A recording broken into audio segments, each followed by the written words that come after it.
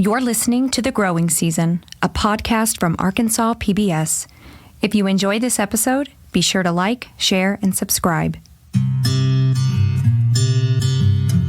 October is the fallen leaf, but it is also a wider horizon more clearly seen.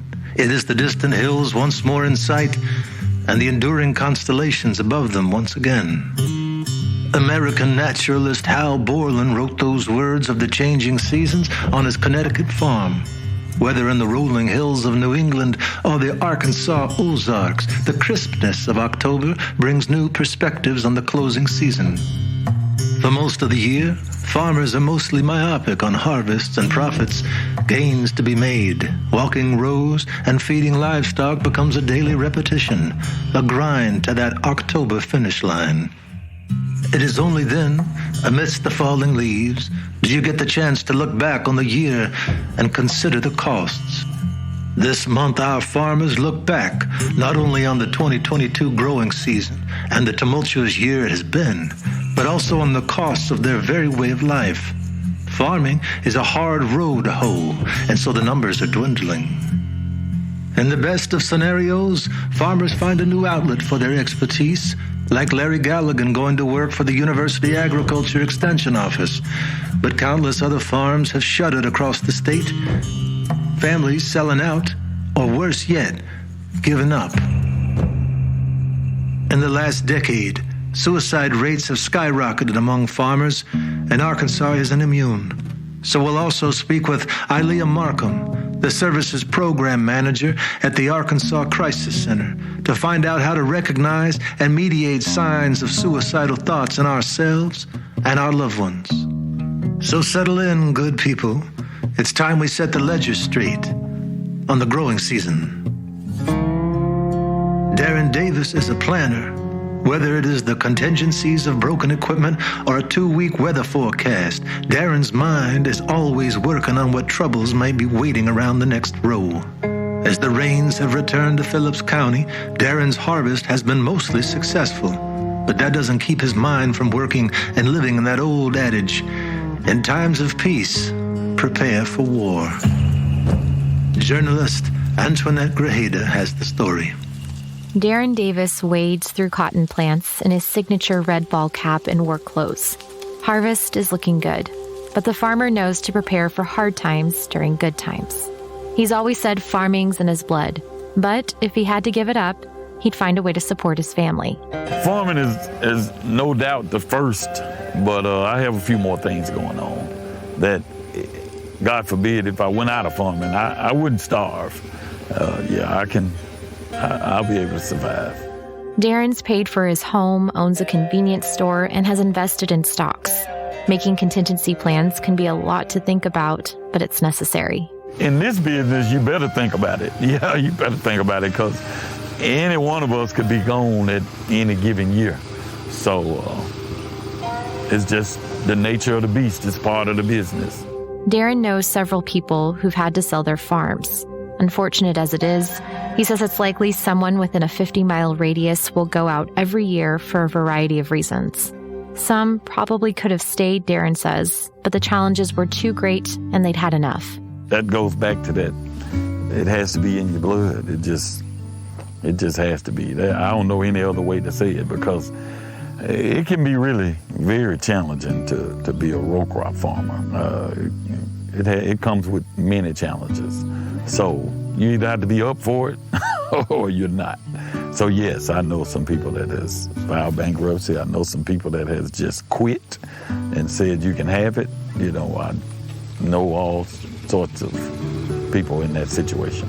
Success in farming ebbs and flows. Every farmer, including Darren, has successful seasons and challenging ones. We've had a few seasons in there over 32 years. We've had a few seasons in there that weren't very profitable, that we lost money. When I say lost money, 80,000-90,000 maybe, and you lose it, and you go to the government or whatever for whatever programs they have available. Sometimes you can recover some of it. Sometimes you can't. Sometimes you have to make a deal with your lender, and say, hey, can you give me X number of years to pay this back? And most good lenders, they'll work with you. They'll give you time to pay it back. So I don't know of any farmer that hadn't had at least one disastrous year. The stresses of farming can be a lot to deal with. A few years ago, Darren was devastated when he lost a close friend to suicide. His name is stitched onto that red ball cap Darren wears to the fields almost every day, a constant reminder to never give up and just what's on the line. Anytime we lose anybody, it's a big deal with the community, and it takes a while to get over. I can't say that I'm still over the death of my friend, but, you have to move on. But I think about him all the time, stuff he says, stuff he does or did. And so I don't know. It takes a while. It takes a while to get over it. The farmers of Lakeview are a tight-knit group who support each other by sharing equipment and advice or by lending an ear. Most of Darren's friends grew up farming in Lakeview. That kind of lifetime experience has left them better mentally prepared for the lifestyle than the generation before. So it wasn't the suicide issues, but I've heard a lot of people think about suicide, said, hey, it did cross my mind. And, we would talk about it and talk it out and say, well, that's not an option and blah, blah, blah, blah. So if I can help you in any kind of way. So, I've had to help people. I've had to let people use tractors because they didn't have one or lost theirs or whatever the case may have been. Hey, borrow mine, do what you got to do and bring it back when you get through, and whatever you can to help them and to help them get through a challenging time. I'm willing to do it. Darren often talks with local farmers, keeping up with each other through thick and thin. They're able to bounce ideas off each other. Soon they'll gather for an end-of-year meeting to reflect on the season and start making plans for the next. As a mayor and elder of Lakeview, Darren's planning nature is one of the things that keeps his community held together. When we find Darren in November, he'll be working through the holiday and giving thanks nonetheless. In tight-knit farming communities across the country, neighbors share that unspoken responsibility for each other's well-being. Just like Darren and his Lakeview neighbors, many communities have seen firsthand the tragedy that can strike when a farmer feels truly isolated. For larger operations like Heifer Ranch in Perryville, the responsibility that Donna Kilpatrick feels toward the farmers and the land around her is all a part of the job. Everyone's well-being is a constant concern. The Yarns, Omaya Jones has the story. We meet up with Donna back from a trip to the Savory Institute at West Bijou Ranch in Colorado. She doesn't love what she sees. So we're in a full-fledged drought again, which is really frustrating. We're actually feeding out some hay right now and trying to get animals to places where there's forage. The problem is that there's nothing growing. Yeah. So, if you want to see how your grass is growing, look in your yard. When do you have to cut it? I haven't had to cut my grass in 3 weeks, so there's nothing growing. It's a little bit perplexing, and you plan for the hay you're going to buy. We bought over the amount knowing we were into a drought and knowing hay prices might skyrocket. So I feel okay, but only for a little bit. We do not want to be full-fledged feeding hay, which we're not. We're supplementing in October. That means it's going to be pretty scarce pickings in January if we keep at this rate. At the Savory Institute, Donna spent a week with farmers from all over the world participating in a holistic management intensive, as she is putting her skills to work. This is a moment in time where we have a problem. So instead of looking for the quick fix, let's think, something as simple as, instead of sitting the round bales out for the cows, we're going to roll them because we know that we want biomass covering our soil. We want to lower our soil temperatures. And so right now, that's the most critical thing we can do. So we brought the hay roller over, and we're going to start rolling out the hay that we're feeding, just sort of to give the soil a boost. And for the first time in the 8 months we've been speaking with Donna, something is keeping her up at night. I'm not going to lie. I told Lizzie this morning. I actually woke up in the middle of the night last night, and usually, I woke up in the middle of the night really concerned about the forage availability and also what our pastures look like right now. Just with so much, I made the decision not to clip the pastures this year because of the drought and because I wanted to keep biomass on the soil surface, to keep it from getting hotter. And that decision, I think, was the right decision, but aesthetically, things look really rough. And I woke up sort of thinking about that. Just the fact that we've got a lot of weeds, and it just looks a little ragged.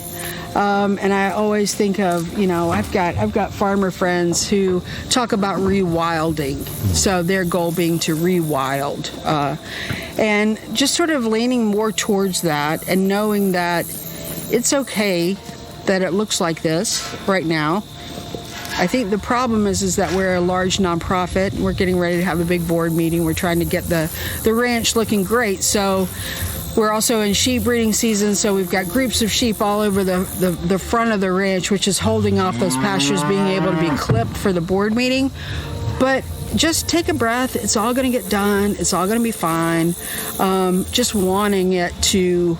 And I think it's hard when you see, like the maintenance team is getting everything looking so snappy. The buildings look great.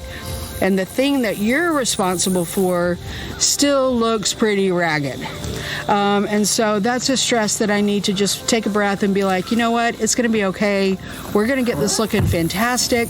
But we're doing this for a reason, and that goes back to those decision-making, context checks. Like, why are we doing this?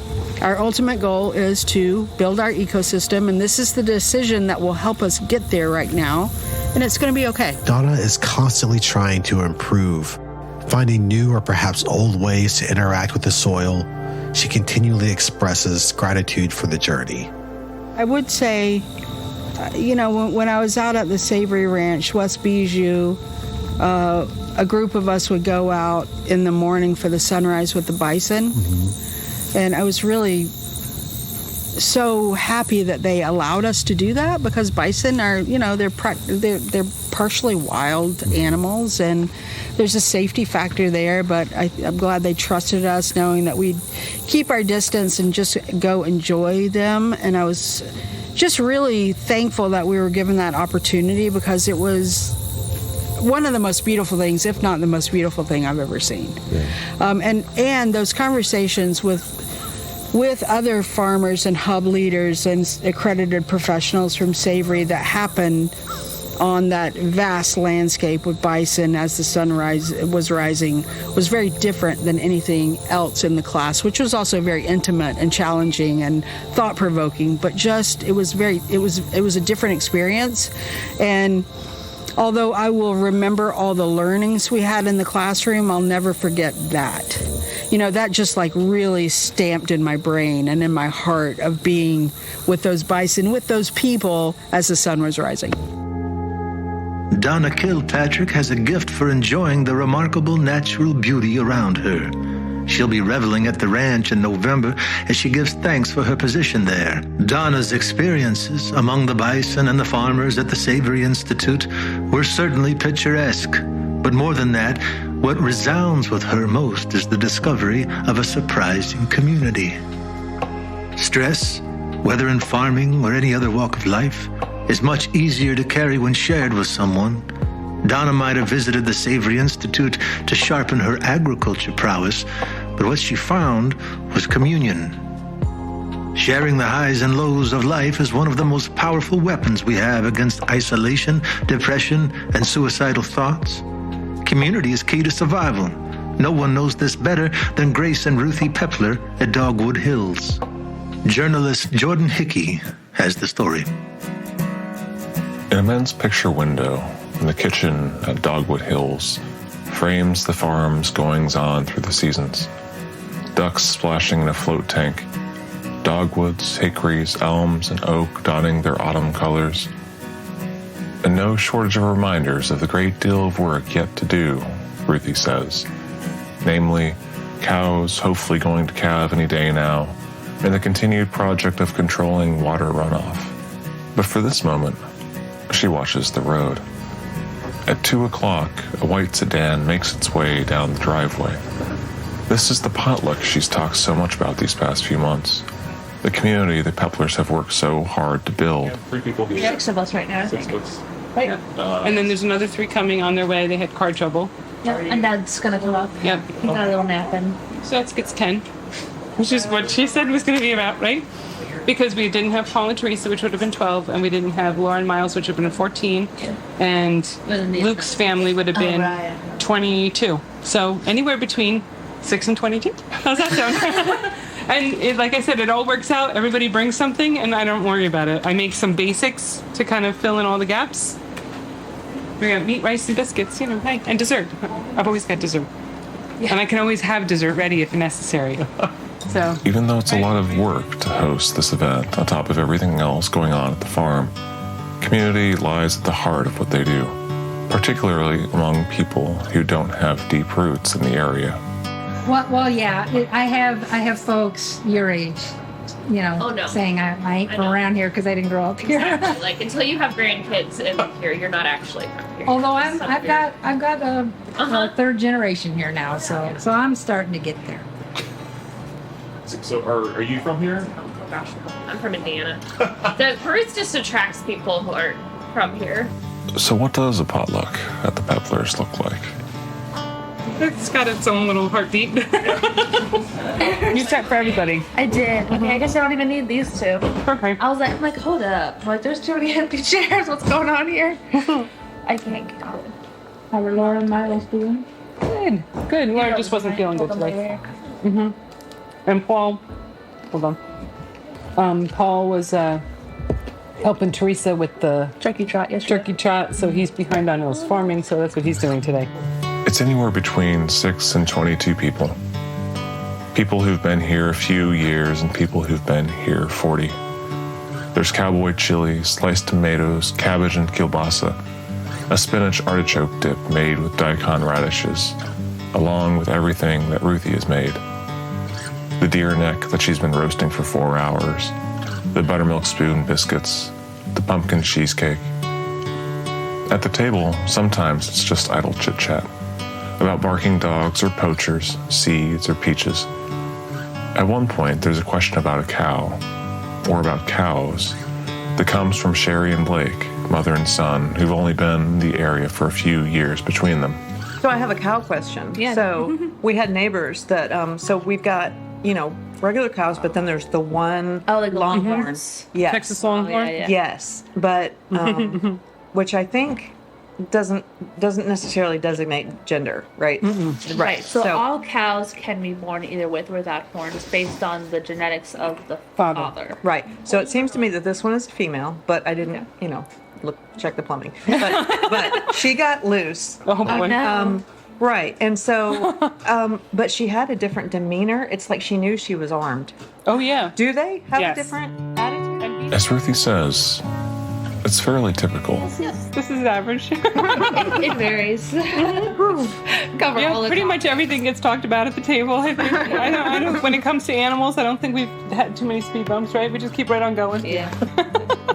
The dynamic around the table depends largely on who's there. People often bring their questions and troubles they're facing. And it's true that there's some of this. There's discussion about what it means to be new to the area and how to find your place without making too many waves. Well, the best advice I got when we got here, my hay guy Oh, yeah. said to me, he goes, he tried to be all big and burly, and make sure everybody's like, because everybody's afraid of me. I love him to death. He's a big teddy He's the bear, sweetest person. but we can't say that. Right? But he said to me, he goes, where are you from? And I said, New Jersey. He goes, oh. He goes, don't try and change things here. I said, why would I want to do that? That's why I moved here from New Jersey. He goes, well, it is a good place to be from. And I said, But regardless of what's discussed, through the meal it becomes apparent being of a place, whether through generations of grandchildren or practice listening and sound advice, finding your belonging in a new home and a new way of life is key to surviving the trials it might throw your way. Grace and Ruthie know those trials firsthand and are eager to share their table with those just now coming back to the land. Making it as a farmer is daunting, especially for those coming from other careers or distant places to build a new life on a strange piece of land. The Peplers are there in Marshall, opening up their door and their table to the community around them in an effort to give farmers a place to come and rest and learn from the experience of their neighbors. Even if you don't find the answer to your specific problem, the simple act of sharing a meal will often help you face it renewed. Grace and Ruthie will welcome that community back to their annual cast iron cook-off in November. Without this community outlet, too many farmers often fall into isolation, not only geographically but emotionally, internalizing practical issues to the point that even the simplest of tasks can feel crippling. It is this kind of self-inflicted emotional isolation that wore on Larry Galligan while struggling to keep his farm running during the pandemic, wearing on him until stepping away seemed his best option. Journalist Antoinette Grajeda has the story. It's been an emotional year for Larry Galligan. Just a few months ago, Larry thought he was leaving farming behind. It was not a decision made lightly. After struggling with his West Fork farm all season, Larry had reached a breaking point. It's funny because 2020 when COVID was going on, that was so weird. But I had a really good year that year. Things were kind of working for me. And then 2021 just was hard. 2021 was really hard. Things just weren't working. It just seemed like I got off track and could never get back on. And that was really frustrating. And I think that's the closest that I could tell that I've ever been to just depressed and pissed off and just, and so yeah, April, May of 2022 had been a year of that. And I was just kind of done, and so it's well, I'm gonna apply for this job and, see what happens. Larry got that job at a research and extension center, but it didn't immediately come with the emotional relief he was seeking. I was kind of upset because I felt like I was giving up on several things. And, I don't like feeling like I gave up on something, but at the same time, you got to know when to, if something's not working for you got to know when to stop. Farming can be a double-edged sword. While Larry has long had a passion for gardening, relying on farming as a major source of income for his family put a lot of stress on him physically and mentally. I'm kind of bad about just sort of internalizing things and then just until it just kind of goes away. And, that's just kind of been how I deal with stuff. And every now and then I'll get kind of cranky and I'm pretty seasonal. Winter comes, I'm kind of crabby in the winter anyway. I don't like short days and I don't like cold, and so that doesn't help either. While he's used to internalizing things, Larry has learned it's okay to ask for help. I guess I just figure, well, if it gets bad enough, I'll do something about it. Whatever bad enough is. So not much of a talker? No, I guess not. And yeah, and I got a couple of close friends, when something's bothering me, I'll talk to. But at the same time, I'm I don't want to bother them with my problems, Talking to someone, as well as the passage of time, can help a person process a new situation. As the months passed, Larry came to terms with the farm's changes. For me, it's always worked better as a side hustle than a full-time thing. And so that's when it worked best for some reason. So that's what I'm going to do. For the first time in a while, Larry says he is feeling optimistic. He doesn't regret the choice of scaling back the scope of Riverside Specialty Farm. While the notion of full-time farming might be hard to let go, the choice was easy when placed against his health, happiness, and future. Only after scaling back his farming operation is Larry Galligan beginning to feel optimistic again. Larry is lucky for his family's support, but also lucky to have found a way to move forward and slightly away from farming for the sake of his mental health. So many farmers find themselves in the same position as Larry every year, but for those born into and raised around the agriculture lifestyle, this simple act of stepping away or changing directions isn't as easy. Very quickly, the family farm begins feeling like that quicksand. Every move you make just pulls you deeper in. Rachel and John Michael Bearden have slogged through this sinking season, as drought and demand have put hay producers in an impossible spot, even in a town called Friendship. The Yarn's Omaya Jones has the story. The summer rains have been brief in Arkansas, and the Beardens find themselves right back where they were. So we are 9 weeks, I believe. It's been since July 19th, according to the USDA, that we've been in D2 level drought, which is massive. So for producers here in Hot Spring County, Garland County, and Grant County, I think are also included there. About 2 weeks ago, we hit the drought level that USDA and the FSA, the Farm Service Agency, are going to step in on drought assistance for our local producers, which means we stayed at D2 level drought for at least 8 weeks, which is huge. And all these farmers that were low on hay because of other things early in the year, well, then it stopped raining in August, and we haven't had rain, and everything's been dry. So they haven't got that last cutting of hay that a lot of people were banking on. And then now you even look at it, we had the talk today that our pastures that are dried up and crunchy now aren't going to have the forage base. So when it does start raining, it's just going to be a muddy, sloshy pit this winter to feed out of. And it just doesn't look good. We followed the Beardens as they've adjusted to what's come their way. But for the first time, they're struggling for ideas. With our grazing management practices of rotational grazing and everything and stockpiling grass, we shouldn't be feeding hay till the 1st of December. And now there's nothing left. All of these management practices have saved us up until now, but either we set ourselves back probably 3 years by going ahead and just grazing those pastures to the ground. We either graze them or we pull the cows and move them, or sacrifice field where you're just feeding hay and trying to let everything else grow and not take it to bare dirt. There's so many avenues to go that none of them are the right way and none of them are necessarily the wrong way. You just got to make a decision and go for it. And so our goal and our plan is to our lease place and our house place, we're going to move our cows. Move them to the lease place down in the bottoms. We still have grass down there. The ground is wet enough that it has been able to grow, and we'll finish grazing it out. Then we're going to take the calves and do all of our weaning and pull them to our house. We know we're going to have to feed them grain anyways.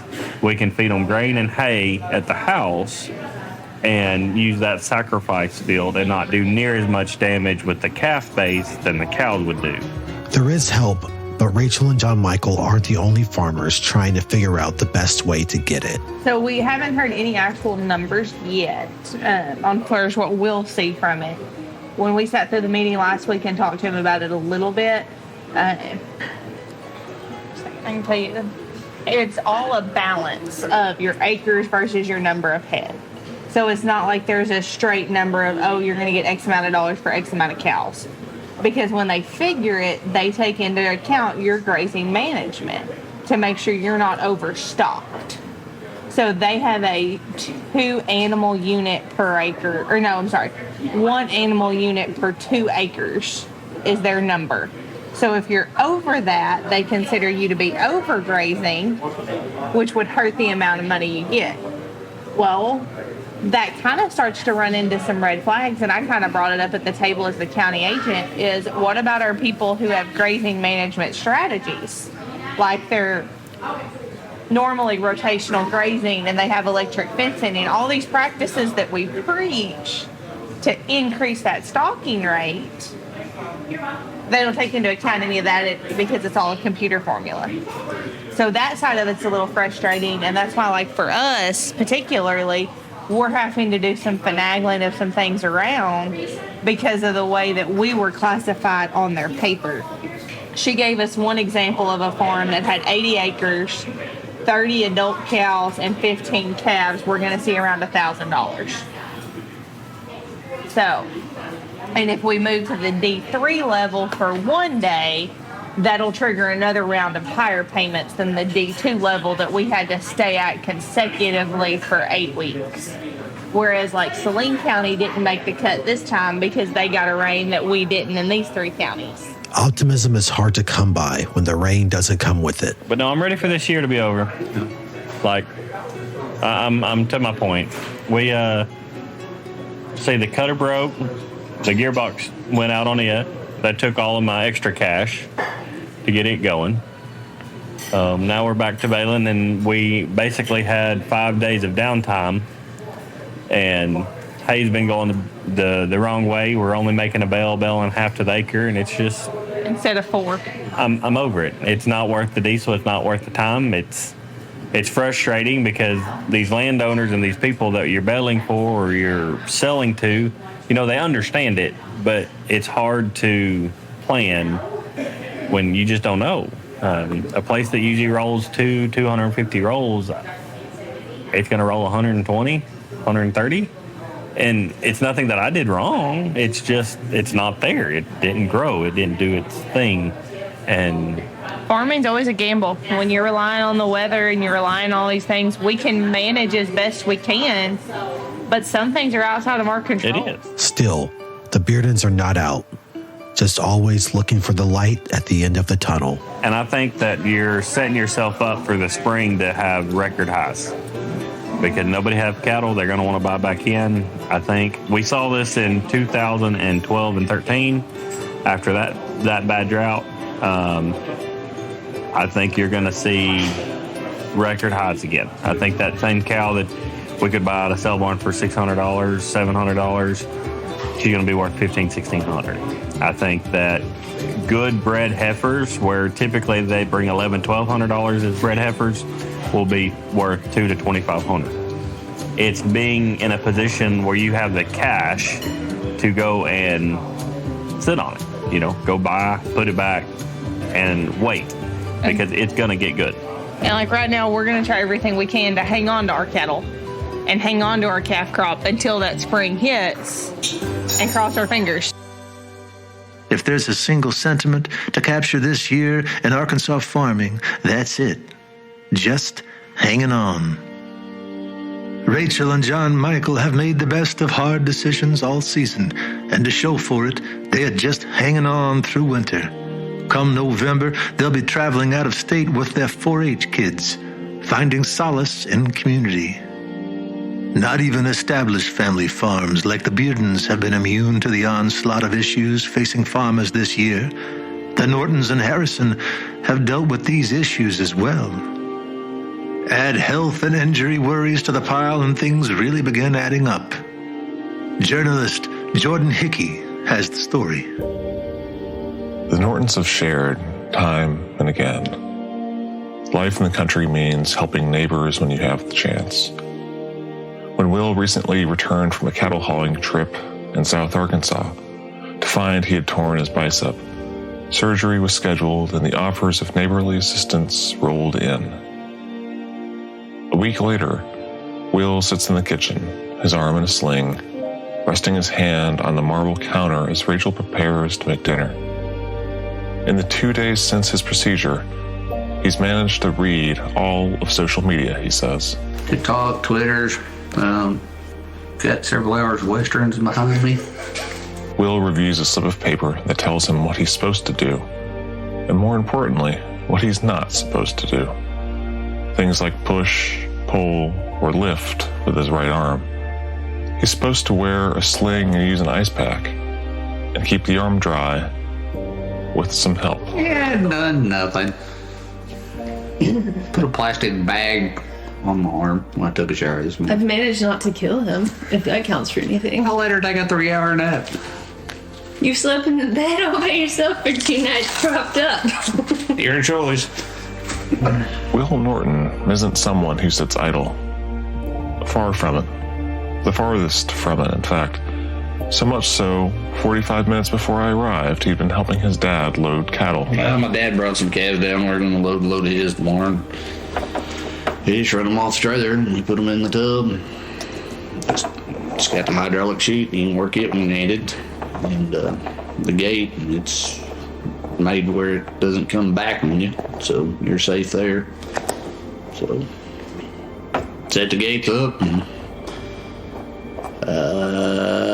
He was bringing him up there, and he's running him up the chute. Of course, it's my right arm that's messed up, so he was having to write the weights down. He'd also been riding in the feed truck yesterday. Pick your battles. Yeah. Today's a lot better. Yesterday I was up a little too much. I rode in the feed truck, did some stuff, and my arm started swelling. But today seems to be a real problem. In fact, Will had been out sorting cattle just 2 days after the accident. Just a few hours after he'd been at the hospital talking with the doctors. And just a few hours before he'd gone back to the hospital for an MRI that evening. Did you tell the doctor that you were sorting cattle? He didn't ask. Still, even though it's a new challenge to be a boss who stands outside the fray, rather than one who's deep in it, he's fortunate for several reasons. The first is that he's already got good help, and he's able to pay them for what he can't do. Just the way everything works, we can shut the cattle coming off for this week. I'll probably start getting them again next week. But a lot of the stuff, he does a lot of that anyways. A lot of the stuff I do is going to the sales or staying out late, doing the weekend work, stuff like that. That's where the biggest change will come in. He'll get a lot more overtime, but it's like he had to come in this weekend, put a lot of time in. We'll probably just not do any extra projects for a while. He's always the boss, but he's the boss that's getting his hands dirty. And now he's just going to go to the boss that stands there with, if he had an extra hand, eliminating his hand. So it's probably his roles are changing. He's the boss now. Big term. They come with a pay raise. I don't know. Your head better not get big. The second is that, even before he wanted people to know what had happened, the neighbors were texting and asking what they could do to help. Financially, the Nortons say, they'll be fine. The wages Will's paying out he made off of cattle last year. And thanks to insurance, they're only on the hook for a fraction of the $12,000 hospital bill. But what about the less visible hurts farmers face? The ones we talked about last month. The guys who struggle with mental health after they're no longer able to work on the farm. Even in a sling at the kitchen counter, Will thinks about those guys who are on the verge of aging out. The old guard. The ones who don't know how to give it up. I don't know. It's a different breed. They spend their whole life, no joke, trying to figure out how to make it work by themselves, make it happen. They take pride in that. There's some of them that hang it up. There's some that'll hang on to the bitter end. I kind of have a soft spot for the ones that hang on to the bitter end myself, but there's nothing wrong with saying I'm done either. It is what it is, and there's a reason to have it. It'd be better one day.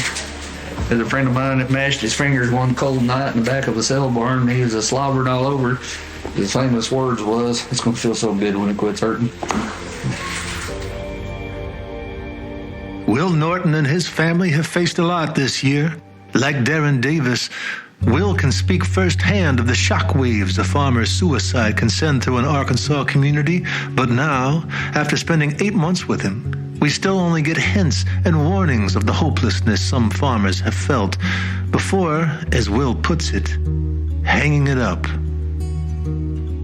Arkansas PBS producer Corey Womack sits down with Ilea Markham, the service program manager at the Arkansas Crisis Center, to discuss how the best method of addressing suicidal thoughts can be difficult, yet incredibly simple.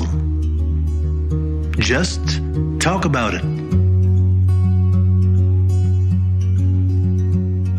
Today we're talking to Ilea Markham of the Arkansas Crisis Center in Rogers now. Yeah, so we were founded in 1985. Actually, it started out kind of like a phone a friend. It was a hotline for teens to call for help. Very quickly they realized it needs to be for everyone. So it expanded to all age groups. It started out just in Northwest Arkansas, but now we cover all 75 counties here in Arkansas. I was a little nervous. Just the topic of suicide. I didn't know if maybe I had the experience, but I started out as a crisis call specialist answering the hotline. And then I moved into this position as the crisis services program manager. Well, you say, starting off, you're nervous about maybe not having the right experience for, such a unique position. And I think with the topic of suicide, most people feel that way. It's a very overwhelming topic. And so what are those things? What allows you, what are you looking for? What are the skills that help? Yeah, so you have to establish that confidence. If you would like to volunteer on our crisis line, it is a 32-hour training process before you can even take your first call. That alone kind of helps with the confidence. But even today, after answering the line for 3 years, there's still those moments where you kind of take that deep breath right before you answer, because you don't know what you're going to hear on the other end of the line. There's a lot of really, stories that really kind of tug on the heartstrings, and you have to be able to maintain, that professionalism. You have to be able to support the caller and put, your own emotions aside, so that way you can truly support the person who needs the help. So often in these small communities, we hear, I was just so shocked. I was so surprised. Last time I talked to them, everything seemed okay. Yeah. What should we be looking out for? What are those, maybe there are those little hidden signs that somebody may be struggling with suicidal thoughts. So as a community member or family member, what should I be on the watch for? Yeah, you bring up a really good point about how people are surprised. They don't see these signs. And, there's these phrases that I've seen on social media that say, check on your happy friends, check, because you never know what they're hiding, what they're struggling behind doors with. So I really do invite everyone to visit the 988lifeline.org. This is a website where anyone can go in. There will be a list of risk factors. There is going to be a list of signs that you can look for as well. There will also be additional resources. There's going to be an option to chat with someone. You can also dial 988 if you are concerned about a loved one.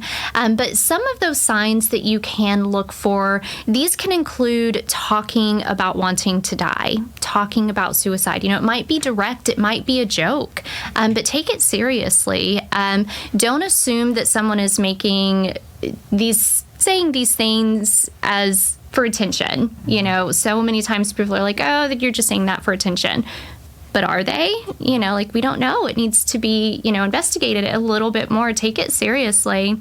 Maybe they're looking for a way to complete their suicide plan, maybe trying to figure out how to buy a weapon, or, how many pills does it take? They're researching how to complete that plan of suicide. You might hear them talking about feeling hopeless or helpless. Maybe they're talking about being a burden on their loved ones, or sometimes I've had it explained to me as feeling like they're trapped in like a glass box and they just can't break through. Maybe the increased use of drugs and alcohol, maybe you're noticing some changes in that area. Sleep changes, maybe sleeping too much or not at all. Also withdrawing, isolating themselves from friends, maybe no longer completing those daily tasks that they always enjoyed previously, and just extreme mood swings. If that's not common for someone, recognize it, acknowledge that. Right. So, I think more than anything is just that erratic change in behavior. Yeah. They're going to seem like a different person, probably. Yeah. If I'm worried about somebody, how do I kind of start that conversation? How do I go about kind of bringing this ugly topic out into the open? Yeah, I would say be direct. Ask the question. Are you thinking about suicide? Let them know the things that you're concerned about. So many people who do trainings with us, they're like, oh, I didn't know I could ask that. I thought if I asked, are you thinking about suicide, it would give them the idea. But that's not true. When you ask someone, are you thinking of suicide, what you're telling that person is, hey, I love you enough to ask this question. I'm worried about you, and I want to help. I am somebody who you can have this conversation with non-judgmentally. Oftentimes on the crisis line, when we ask this question, we can almost hear like a sigh of relief of like, like you can just hear that exhale of relief when they can finally take this burden that they've been carrying by themselves and actually share it with somebody. If there's not anyone in your life that you feel comfortable with having the conversation with, dial 988. It is a national number. Anyone can call from anywhere. You can also text the number as well. There will be someone on the other end of that line who will talk to you. They will help you locate resources that are in your area, but definitely just listening to your body and reaching out for help. This growing season, we have seen farmers stand against a dismal tide of equipment failure, volatile markets, a struggling economy, extended drought, and countless other issues eroding their will to work and financial foundations. It isn't just the young farmers around the Pepler's potluck table or the small operations like Larry Galligan in West Fork. Lifetime family operations like the Beardens in Friendship and Darren Davis in Lakeview know the hurdles of this growing season were unprecedented and are only getting higher. So when the debt gets too deep and the problems too many, that simple thought from Will Norton's friend creeps in. It's gonna feel so good when it quits hurting. You are not alone. Money can be borrowed, favors asked. There's not a season that can't be weathered through support and community. There's only one thing an American farmer can't come back from: suicide. If you suspect someone close to you is struggling with thoughts of giving up, talk about it. Buy them a coffee, invite them over to dinner, and talk about it. If you are struggling with these thoughts yourself, talk about it. Family, friends, a doctor, or a neighbor at the co-op. Say your thoughts and worries out loud. No burden is too small to be shared. Help is always available. Call or text 988 to speak with someone directly, or visit 988lifeline.org. Next month, our farmers will give thanks for the little things that brought them through the year. We'll also sit down with counselor Wendy Blackwood from Healing Path Counseling in Conway, Arkansas, and talk about working through stress and anxiety and making a plan for moving forward. The growing season is funded through a Farm and Ranch Stress Assistance Network grant provided by the United States Department of Agriculture and administered by the Arkansas Department of Agriculture. This episode was written and directed by Corey Womack of Arkansas PBS. Our stories are covered by journalists Antoinette Grajeda and Jordan Hickey, as well as Hillary Trudell, Omaya Jones, and Andy Vaught of the Yarn Storytelling Initiative. Audio mastering was done by engineer Tracy Prince. This podcast is an Arkansas PBS production. I'm your host, Ben Dickey, and this has been The Growing Season. If you enjoyed these stories, please review our podcast and be sure to follow Arkansas PBS on Facebook, Twitter, Instagram, and YouTube.